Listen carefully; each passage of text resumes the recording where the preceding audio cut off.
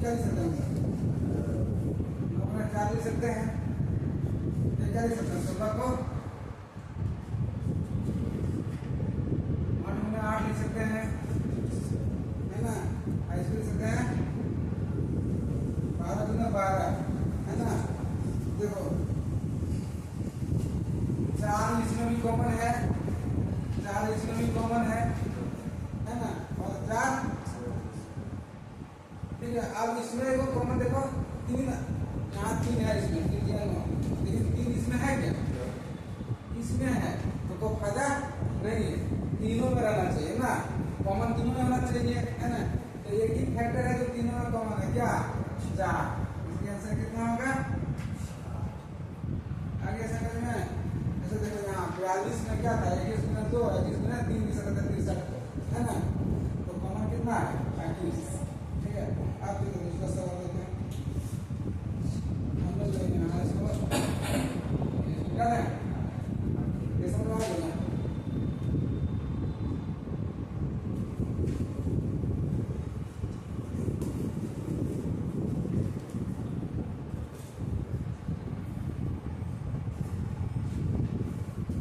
चलो 1.6, ठीक है, 0.32 और 0.064, इसका एसएफ निकालो, क्या होगा?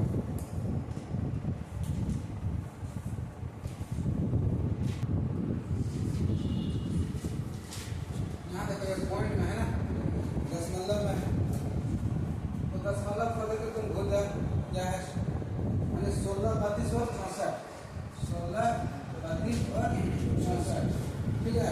ये तीनों में कॉमन क्या है? देखो 16 इसमें भी कॉमन है, 16 दूना 32 और 16 चौके, ठीक है। तो तीनों में कॉमन क्या है? 16।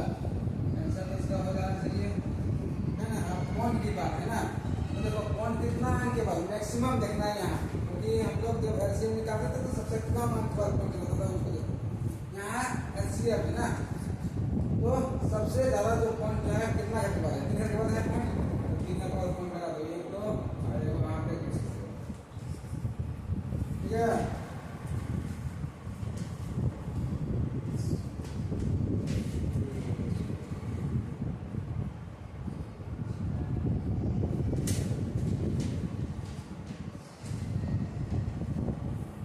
अब देखो ये है, ये देखो इसमें क्या बताया? जब एचसीएफ निकालना रहेगा तो ऊपर वाला का एचसीएफ और नीचे वाला का एचसीएफ, ठीक है। देखो ऊपर वाला का एचसीएफ देखो यहाँ क्या है? 2 5 3, तीनों में कुछ कॉमन है क्या? कोई कॉमन नहीं है, एक कॉमन तो है ना, एक हो गया इसका एचसीएफ और नीचे वाला का एलसीएम, है ना? तो देखो अब नीचे वाला एलसीएम कैसे निकालना है? ये 3 है, ये 7, इसमें क्या है? तो 3 तो ये यहाँ हम ले लिए, कॉमन में ये को ले लिए, उसको दोबारा नहीं लेना है ना? बचा क्या? तुम्हारा 3 7 और 4 गुना कर दो ना, 3 7 21 और 21 चौके 84 पूरा हम लोग कैलकुलेट करेंगे, ठीक है।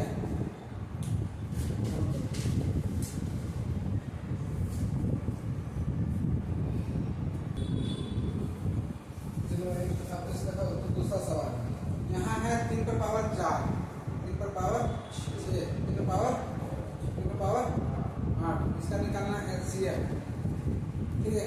तो जब भी एलसीएम बोलेगा, ठीक, तो देखना सबसे कम पावर वाला कौन सा? एलसीएम में क्या करते हैं? सबसे बड़ा पावर देखते थे, यहाँ सबसे कम पावर कौन सा? क्योंकि आधा तो सबका सेम है ना, हमको पावर से ही मतलब, तो सबसे कम पावर कौन सा है? ये पावर का आंसर, ठीक है। चलो अब ये इसमें देखो सबसे कम पावर कौन सा है?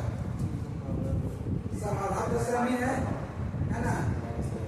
बचा क्या?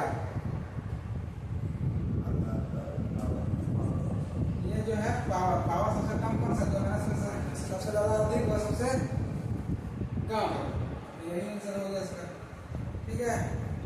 अब देखो ये देखो यहाँ इसका एचसीएफ निकालना है, यहाँ जो है आधार भी अलग अलग है, पावर भी अलग अलग है, तो देखेंगे कुछ कॉमन है क्या? 2 और 3 मतलब क्या है? 2 पावर 2 मतलब खाली 2 ही तो है, 3 को पावर 4 4 2 3 एक जगह रखा हुआ है ना, तो कॉमन 5 और 2 में कुछ आ रहा है क्या? कुछ आ रहा है ना? कुछ नहीं, तो आंसर ए। ठीक है, बनेगा नोट कर लो इसको।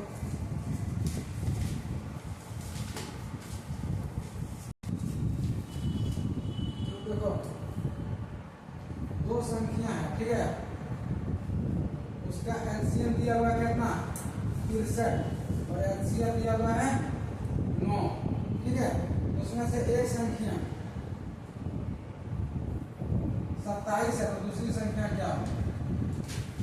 ठीक है, जब भी इस तरह का सवाल रहे है ना कि एलसीएम दिया रहे, एलसीएम दिया रहे, चाहे एक संख्या दिया रहे, इसमें जो है या तो दूसरी संख्या दिया रहे, कभी एलसीएम गायब कर सकता है, कभी एलसीएम गायब कर सकता है, यही ना। तो तीनों में 4 को चीज में से है एलसीएम एलसीएम है ना, और पहली संख्या दूसरी संख्या, इस तीनों में से कोई तीन को दे देगा, ये वो गायब कर देगा, ये वो निकालने के लिए कर देगा। ठीक है, तो ठीक है, इस गलती की संख्या है तो इसका रहना एलसीएम गुना एचसीएफ, मतलब तो किसी भी दो संख्याओं का एलसीएम और एचसीएफ पर गुना करेंगे तो उसमें पहली संख्या और दूसरी संख्या पर गुना कर देना तो वो दोनों बराबर होता है। ठीक है, पहली संख्या कितना, दूसरी संख्या बराबर होती है। तो देखो कितना आसान सवाल है। एलसीएम कितना दिया हुआ है? 63 9 है ना, 63 और 9, ये वो संख्या दिया हुआ कितना? 27। तो हमें दूसरा संख्या निकालना है, कितना निकालना है? काट के निकाल देंगे, कितना 27 कितना हो गया 21, x का वैल्यू 21 में दूसरी संख्या कितना 21। अच्छा, इसमें से कोई भी तीन को दे देगा, तुमको ये निकालना हो बोलेगा, निकाल दोगे है ना। चलो अब क्या आगे